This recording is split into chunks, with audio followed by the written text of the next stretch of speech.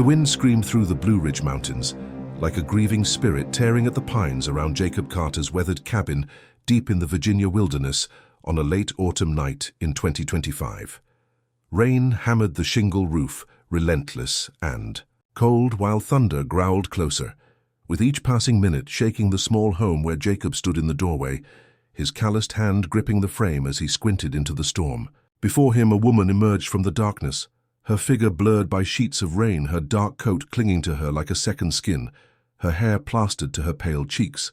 She was trembling either from the chill or desperation, her voice barely audible over the wind's howl. "I'm sorry, I don't mean to bother you, but my van broke down just up the road and I have nowhere to go." Jacob's eyes narrowed, his broad shoulders tensing as he glanced back into the cabin, where the soft glow of a single lamp lit the modest living room, its walls adorned with Ellie's crayon drawings. His 8-year-old daughter Ellie lay curled on a threadbare couch, clutching a stuffed rabbit, her small chest rising and falling with the uneven rhythm of her asthma-prone sleep.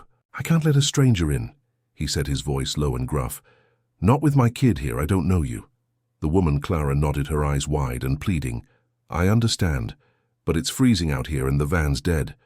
I'll sleep in my car if I have to, but please just until the storm passes." Jacob looked past her to the shadowy outline of an old van parked crookedly at the edge of his gravel drive, its front tire sunk in mud, its engine silent against the storm's fury. He'd seen storms like this before, sudden and merciless trapping, anything unprepared in their grip, and this woman didn't look like she belonged out here. Her boots too clean, her posture too poised despite her soaked state. Something didn't add up, but the rain was biblical, and the next house was 10 miles down a winding road no one would reach tonight. "Fine," he muttered, dragging a hand through his damp beard. "You can stay in the garage, it's dry, but that's it." Clara's shoulders sagged with relief. "Thank you, truly." "Thank you," she whispered, as she stepped toward the small attached garage, its door creaking as Jacob pushed it open. Inside, the space was cluttered with his old carpentry tools, a workbench piled with sawdust and half-finished projects, remnants of a life he'd once planned, before Sarah's cancer took her 5 years ago, leaving him and Ellie to scrape by on odd jobs and hope. Clara stepped in dripping water onto the concrete floor, hugging herself tightly as she surveyed the dim space, its air sharp with the scent of pine and oil. "What's your name?" Jacob asked, his tone still guarded, as he stood in the doorway, arms crossed. Clara hesitated, then said, "Clara, just Clara, and you, Jacob," he replied curtly. "Stay here, I'll get you something to keep warm." He turned back into the house where Ellie stirred, her small voice calling Daddy. "Who's that out there? Just someone caught in the storm," he said softly, grabbing an old quilt from a closet. "She's staying in the garage for now." "Is she okay?" Ellie asked, her brown eyes wide with curiosity, her fingers twisting the rabbit's ear. "I don't know," Jacob said honestly, "but we'll make sure she's safe for tonight." He returned to the garage, handing Clara the quilt which she wrapped around herself, gratefully, her fingers brushing the worn fabric as she offered a tired smile. "You're lucky you broke down near here," he said. "Next house is miles away. No one's coming out in this." Clara nodded, her gaze dropping to the floor. "Lucky isn't how I'd describe today," she murmured, her voice carrying a weight Jacob couldn't place. He lingered a moment, studying her, the way her hands trembled, not just from cold, but something deeper, something that reminded him of the nights he'd sat alone after Sarah's death, wondering how to keep going. "Thanks, Jacob," she said as he turned to leave, her voice soft but earnest. "I mean it." He nodded once, then stepped back into the cabin, closing the door against the storm's roar. Inside, Ellie was awake now, sitting up, her inhaler on the table beside her, her small face lit with questions. "Daddy, is she nice?" she asked, her voice a mix of hope and caution. "We'll find out." Jacob said, his eyes drifting to the window where the van's silhouette flickered in the lightning's glow. He sat by the fire, sipping cold coffee, his mind racing. Who was this woman alone in a storm, in a place where no one passed by accident? Something about her felt too polished, too careful, like she was holding back a story bigger than a broken van. Outside, the rain battered the cabin, relentless and unforgiving, but inside, a small spark of kindness had taken root, fragile and uncertain, in the heart of a man who'd learned to guard his own. As Jacob tucked Ellie back into her blanket, her soft snores filling the quiet, He couldn't shake the feeling that this night this stranger would change something in their lives forever. Morning broke over the Blue Ridge Mountains with a crisp stillness, the storm's fury replaced by a golden haze filtering through the pines around Jacob Carter's cabin, where the air smelled of wet earth and promise. Jacob stepped outside his, boots crunching on the gravel as he surveyed the damaged branches scattered like broken bones, and Clara's vintage van, slumped in the mud, its front tire half buried, its engine silent as a forgotten dream. Clara emerged from the garage wrapped in the quilt he'd given her dark hair tangled, but her eyes sharp with a resilience that caught him off guard. "It just died," she said, pointing to the van. Lights flickered. Then nothing. "I tried everything, but it's no use." Jacob knelt by the vehicle, his hands tracing the undercarriage, finding a cracked fuel line and a battery corroded beyond a quick fix. "It'll take a few days," he said, wiping his hands on a rag. "I can patch it, but it's not going anywhere soon." Clara hesitated, her fingers tightening on the quilt. Would that be too much trouble? She asked, her voice soft but measured, like someone used to negotiating. "No trouble," Jacob replied gruffly. "I fix things. It's what I do, just don't make me regret this." Inside, Ellie's voice piped up from the porch, her small frame barely visible in one of Jacob's oversized flannel shirts. "Daddy, can Clara have breakfast with us? She's nice and she's probably hungry." Jacob sighed his daughter's open heart. "Both a blessing and a worry, fine," he said, "but she stays on the porch after." Clara smiled at Ellie, her expression warming as she followed them into the cabin, where the scent of coffee and pancakes filled the air, a rare treat Jacob saved for weekends, when Ellie's laughter could drown out the weight of their struggles. Over breakfast, Clara spun stories of distant cities, markets, and Marrakesh beaches in Bali, her words painting pictures that made Ellie's eyes widen with wonder, her fork forgotten in her hand. "You've been everywhere," Ellie said. "Have you seen a real castle?" Clara chuckled. "I've seen a few, but none as cozy as this cabin," her gaze flickering to Jacob, who watched silently, his fork pausing mid-air. Her stories were too vivid, too polished, for a drifter, and the van's leather seats, its custom chrome details, gnawed at his instincts. Something didn't add up. Still, Ellie's giggles were rare these days, her asthma flaring with the cold and the bills piling faster than his handyman jobs could cover, so he let the moment slide, grateful for the light in his daughter's face. After breakfast, Clara offered to pay for the repairs, her hand reaching for a small wallet, but Jacob shook his head. "I don't take money from someone stuck out here, just keep Ellie company while I work. That's enough." Clara nodded, her relief genuine, but her eyes guarded as she joined Ellie at the table, where the girl pulled out a sketchbook filled with drawings of imaginary houses, towers with flower roofs, cabins with star-shaped windows. Clara praised each, one, her voice soft and encouraging. "You're an architect already, Ellie. These are beautiful." Jacob watched from the doorway, his tools in hand, a pang in his chest at the sight of Ellie's smile, something Sarah used to bring out so effortlessly. He headed to the van, his hands diving into the engine's guts, the work familiar, but the questions swirling. Who was this woman who spoke like she'd seen the world yet landed here in his muddy drive? By afternoon, Ellie tugged Clara outside to see the garden, a patchy square of carrots and lettuce Jacob had planted, more for hope than harvest. Clara knelt beside her, listening as Ellie named each plant like a pet. "This one's Mr. Sprout, he's shy but strong." Clara laughed, a sound so unguarded it made Jacob pause, his wrench still in hand, wondering what kind of life taught someone to hide such warmth. As the sun dipped low, casting long shadows across the cabin, he called Ellie in for her inhaler, her breathing tight from the chilly air. Clara followed, her eyes lingering on the small bottle of medication, its label worn from constant use. "How long has she had asthma?" she asked quietly. "Since she was 3, Jacob said. "It's manageable, but the meds aren't cheap and the doctors are a drive away." Clara nodded, her gaze distant, like she was weighing something heavier than words could carry. That evening, as Ellie colored in her sketchbook, Clara sat nearby, humming a tune Jacob couldn't place her fingers, tracing the quilt's faded patterns. "You're good with her," he said, breaking the silence. "Why no phone, no map out here?" Clara's humming stopped. "I needed a break from all that," she said. "Technology complicates things. I just wanted quiet." Jacob leaned back, his chair creaking. "People don't run to places like this unless something's chasing them," he said, his voice low but not accusing. Clara met his gaze, her expression unreadable. "Maybe I'm just looking for something new." She said a place to start over. Jacob didn't push, but her words hung in the air, heavy with truths unspoken.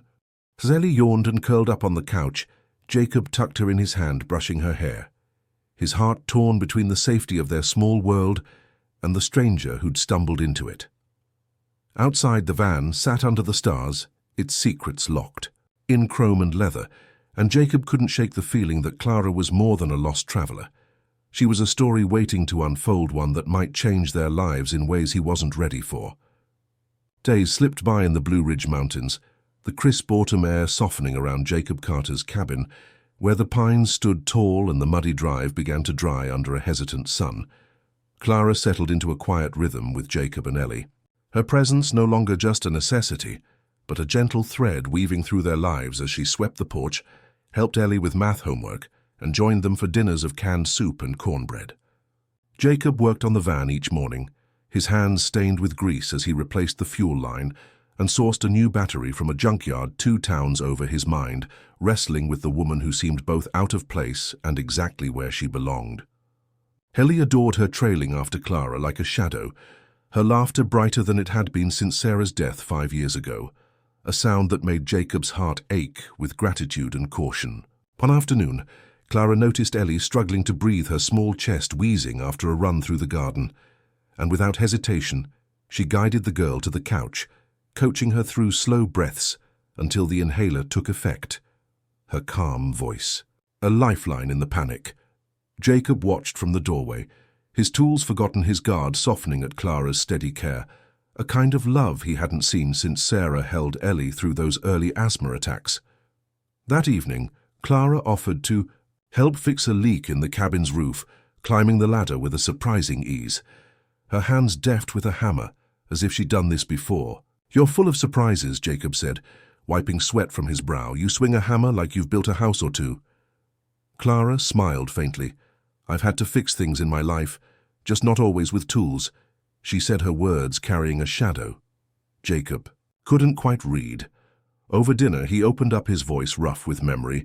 "Sarah wanted to teach kids like Ellie to dream big. She'd have loved your stories," he said, glancing at Clara, who listened, her eyes soft but guarded. "I'm just passing through," she said. "I needed a place to breathe too, somewhere the world couldn't find me." Jacob nodded, but her vague answers stirred the unease he'd felt since day one. And later, while rummaging in the van for a spare bolt, he found a crumpled newspaper clipping tucked in the glove box, its headline screaming, "Clara Vinton Tech Mogul Faces Ruin After Data Scandal." His stomach twisted, the name Vinton matching the monogram on her scarf. The polished stranger in his home, suddenly a fugitive from a world he couldn't imagine. He slipped the clipping into his pocket, deciding to wait, unsure if confronting her or would shatter the fragile piece Ellie had found. Clara, meanwhile, grew closer to Ellie, teaching her to braid her hair into intricate patterns and reading bedtime stories with a voice that carried the weight of someone who'd once commanded rooms. One night, as Ellie dozed off, Clara lingered by her bedside, her fingers brushing the girl's hair. "I wish I'd had someone like you growing up," she whispered, unaware Jacob was listening from the hall. He stepped back, his heart heavy with questions, but warmed by the tenderness in her voice, a kindness that felt real even if her story didn't add up. The next day, Clara joined them on a walk through the woods, Ellie skipping ahead, naming trees like friends. While Clara pointed out birds, Jacob had never noticed her knowledge sharp, like someone who'd studied more than nature. "You talk like a professor," he said, half joking, but her smile faltered just for a moment. "Maybe I've just seen a lot," she replied, her eyes drifting to the horizon. Back at the cabin, Ellie pulled out her sketchbook, showing Clara a new drawing of a treehouse with a ladder made of vines, her imagination soaring under Clara's praise. Jacob watched them from the porch, his coffee cooling, as he wrestled with the clipping in his pocket, the truth it hinted at threatening to disrupt the warmth filling his home. Clara caught his gaze, her expression unreadable, and for a moment he wondered if she knew he'd found something, if her careful silences were a shield or a confession. That evening, as Ellie colored by the fire, Clara helped Jacob wash dishes, her hands moving with a practiced grace that didn't match the drifter she claimed to be. "You're good at this," he said, nodding at the plates you cook clean. Tell stories like it's your job. What's your real story, Clara? She paused, her hands still in the soapy water. I'm just someone who needed a break, she said, her voice quiet but firm. I'm not here to hurt anyone. Jacob didn't push, but the clipping burned in his pocket, its words a reminder that trust was a risk he couldn't afford, not with Ellie's heart so open. As night fell, he sat outside, the stars bright above the pines, the van's silhouette, silent question in the dark. Clara stepped out, wrapping the quilt around her shoulders. How's the van looking? She asked, her voice steady, but her eyes searching. It's coming along, Jacob said slowly. It'll be ready soon, but you don't seem in a hurry to leave. Clara looked away. Maybe I'm not, she said, and for the first time Jacob saw something raw in her, a longing that mirrored his own, for a life less broken. He didn't mention the clipping, didn't ask her to explain, but as she walked back inside, he knew the truth was closer than ever, and with it a choice that could change everything.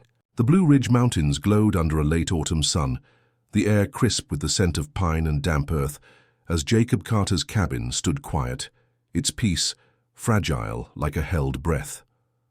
Ellie bounded in from the garden, her cheeks flushed, clutching a monogrammed scarf she'd found in Clara's van, its embroidered CV, gleaming in the light. As she waved it like a treasure, look, Daddy, Clara's got fancy stuff, she's famous, isn't she? Jacob froze, his heart thudding, as he took the scarf, the initials matching the newspaper clipping in his pocket, the one he'd hidden for days, its headline about Clara Vinton, the tech mogul, burned in his mind. Clara was in the kitchen, chopping carrots for stew, her hands steady until Ellie's words made her pause, her knife hovering, as she turned her face paling under Jacob's gaze.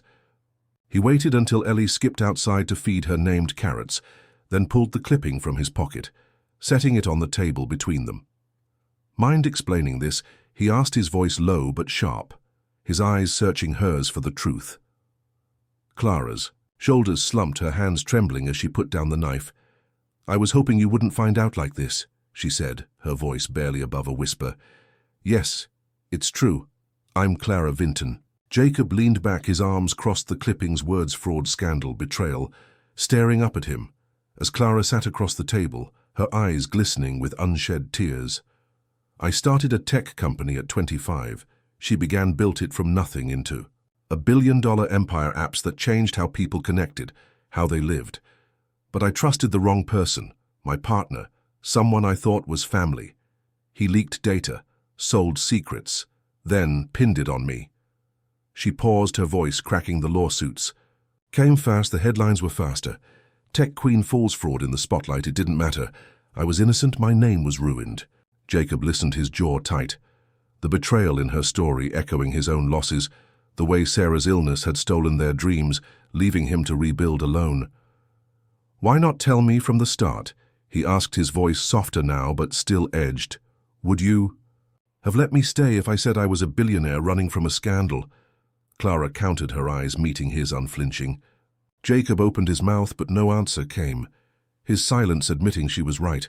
A stranger with that kind of baggage would have been turned away, storm or not. I didn't want to lie, she continued. I saw your cabin from the road. It felt safe, real. I needed that more than anything after years of cameras and boardrooms and betrayal. Ellie's laughter drifted in from outside, breaking the tension, and Clara's gaze softened. She's so kind, so bright. I didn't want to bring my mess into her world. Jacob nodded, his anger fading into something heavier, understanding maybe she'd seen in Ellie what he did, a light worth protecting no matter the cost. Ellie ran back in, clutching her sketchbook. Clara, look, I drew you in my treehouse, she said, oblivious to the weight in the room. Clara smiled, her eyes still wet.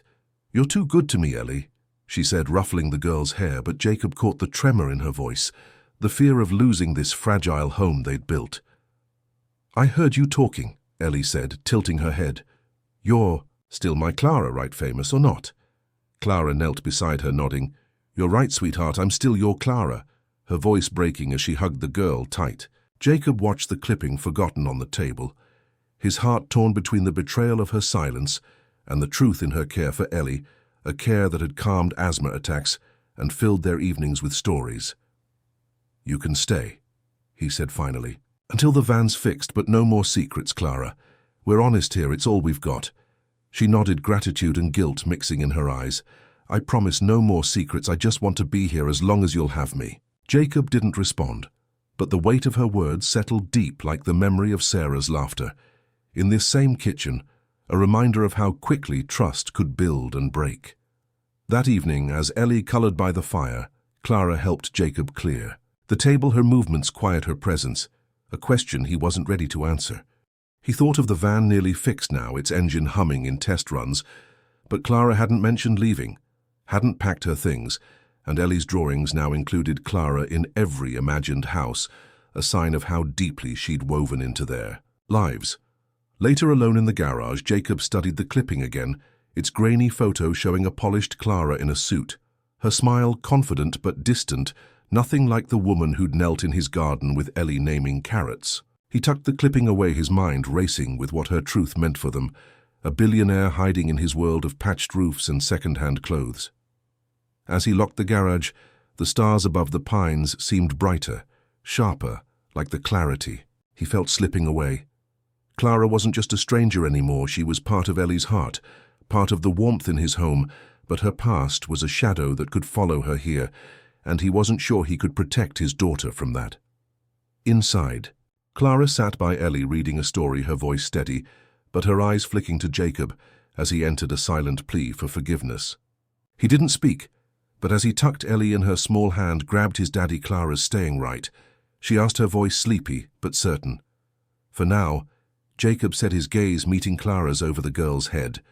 The truth between them, a bridge and a barrier all at once.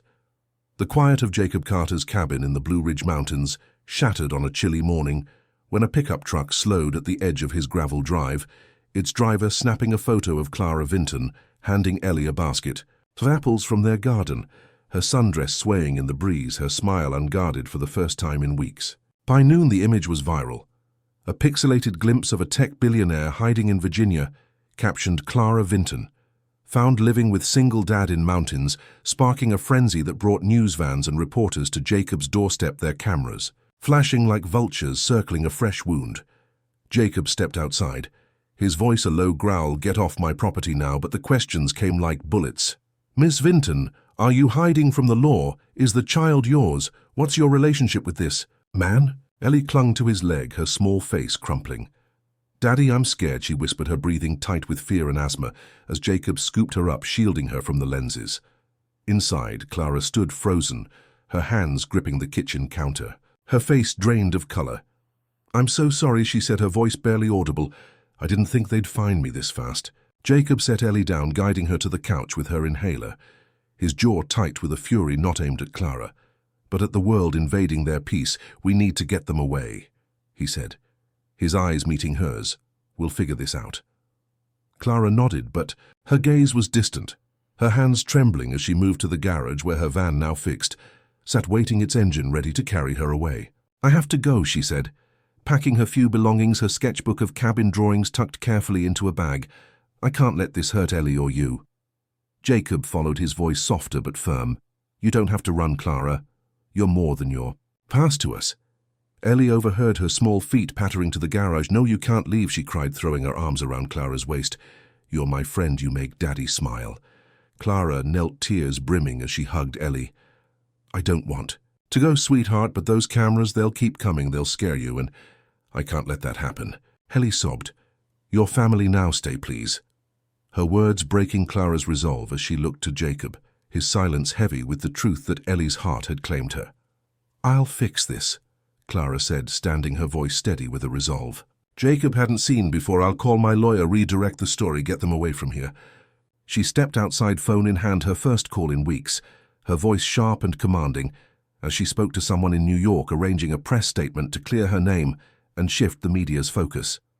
Jacob watched her silhouette against the setting sun, the woman who'd arrived broken, now standing tall like the CEO she'd once been, and he felt a quiet awe mixed with fear that her world might pull her away. That night, the reporters lingered, their vans clogging the road, but Clara stayed inside reading to Ellie, her voice soothing despite the chaos outside, her story of a brave girl and a magical forest calming Ellie's tears. Jacob sat nearby, his Coffee called his mind racing with the clipping's words, the scandal that had driven Clara here, and the life she'd built with them in its shadow. "You didn't ask me to leave," he said later as Ellie slept. "You could have, and I'd have gone, but you didn't." Clara met his gaze, her eyes raw. "Neither do I," she said. "I've never felt more at home than here, but I'm bringing trouble to your door." Jacob leaned forward, his hand brushing hers. "You brought laughter to my daughter's voice that's worth more than trouble." And for the first time, he saw her cry, a single tear tracing her cheek as she squeezed his hand.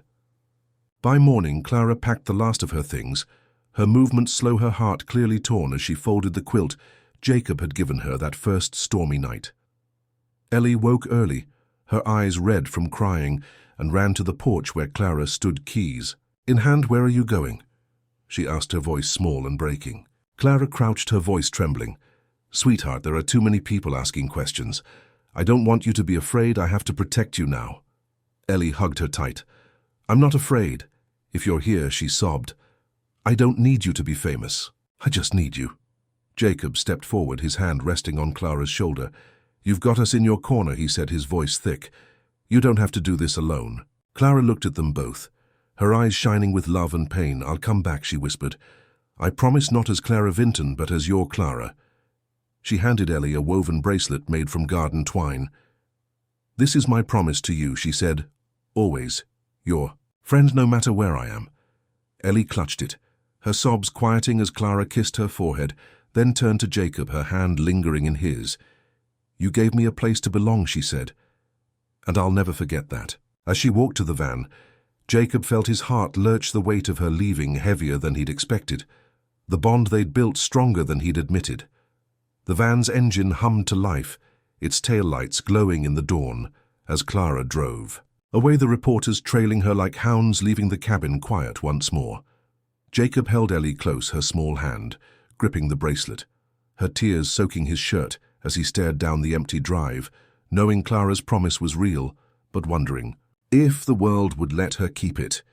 Spring bloomed gently in the Blue Ridge Mountains, the pines swaying in warm breezes, wildflowers painting the fences around Jacob Carter's cabin, where Clara Vinton stood on a New York studio stage, weeks after leaving the Virginia haven, her face bare of makeup, her voice steady as she faced a live audience, the red camera light blinking like a heartbeat. "I was betrayed by those I trusted," she told the interviewer, her words raw yet calm. "I built a tech empire but lost myself in the noise until a man and his daughter showed me what love without expectation looks like." The host leaned forward. "Where did you go, Clara?" And she smiled softly. "I got lost on a road I wasn't supposed to be on, broke down, and found a home with a single dad and a little girl who taught me I didn't need to be a name to be enough." She announced the Ellie Fund, a non-profit to support rural families with medical needs. Every dollar of her wealth poured into it. "I'm dissolving my company," she said, gasps rippling online. "I'm rebuilding through giving, not taking. And this is just the start." In the studio's green room, Jacob and Ellie watched the broadcast, Jacob in a borrowed suit feeling out of place. Ellie in a dress Clara had designed, its sunflower print bright against her small frame, her eyes wide as Clara spoke her name. The segment ended, and a staffer led them backstage where Clara waited, her eyes lighting up as Ellie ran into her arms. "I missed you," the girl whispered, clutching the twine bracelet Clara had given her. "I missed you more," Clara replied, tears brimming as she knelt to hug her, then stood to face Jacob, her hand finding his. "You did it," he said quietly. "You turned your past into something good." "I had to," Clara answered. "I owed it to Ellie, to you, to myself." And in that moment the three stood together, a family forged not by blood but by choice. Back in Virginia, Clara moved into a modest cabin across a narrow path from Jacob's, its pale blue shutters built with his carpentry skills and her determination a symbol of her new beginning.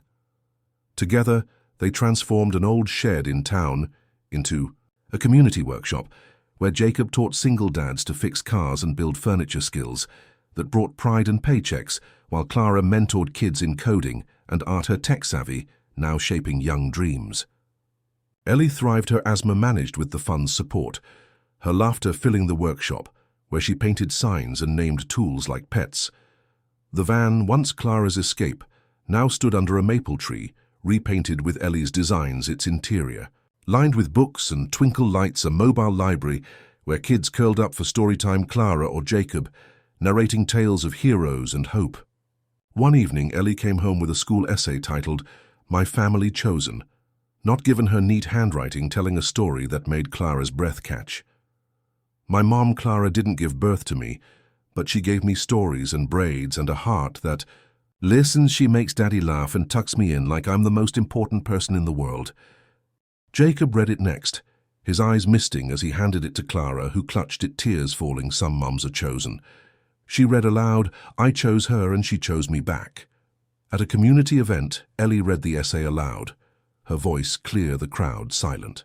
As Clara and Jacob stood side by side, their hands brushing a quiet vow in the applause. That night, twilight painted the sky in purples and golds.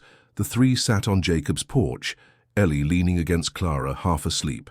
Jacob strumming an old guitar, its notes soft as fireflies blinked in the distance. Clara spoke, her voice low. "I thought I was lost, but I was found," and Jacob smiled, his hand covering hers.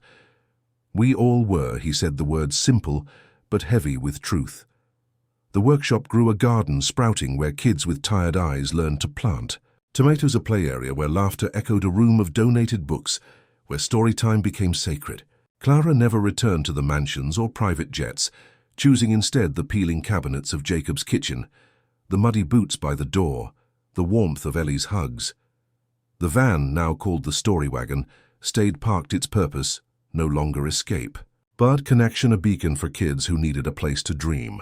Jacob watched Clara one morning as she taught a boy to code, her patience endless, her smile brighter than any spotlight, and he knew she'd found her place not in headlines, but in their small world. Ellie ran up, holding a new drawing, a cabin with 3 stick figures, tall man, little girl, woman with long hair. And Clara laughed. "This is us, isn't it, forever?" "Forever," Ellie said, and Jacob nodded, his heart full in a way he hadn't thought possible since Sarah. The pines whispered above, the quiet kind of love that asked nothing, but gave everything, a love born of a stormy night, a broken van, and a stranger who became family. Clara looked at Jacob, her eyes reflecting the stars. "You didn't just fix my van," she said. "You fixed my soul," and he pulled her close. Ellie nestled between them. "You stitched us back together too," he whispered. In that moment, with no cameras, no noise, just the hum of crickets and the warmth of their shared breath, they were home, not just in a place, but in each other, a family built on grace, resilience, and the courage to choose love over loss. The story wagon glowed under the maple, its twinkle lights a reminder that from a single act of kindness, a whole world could grow, rooted in the belief that sometimes the smallest hearts, Ellie's, Clara's, Jacob's, could mend the deepest wounds and light the darkest paths.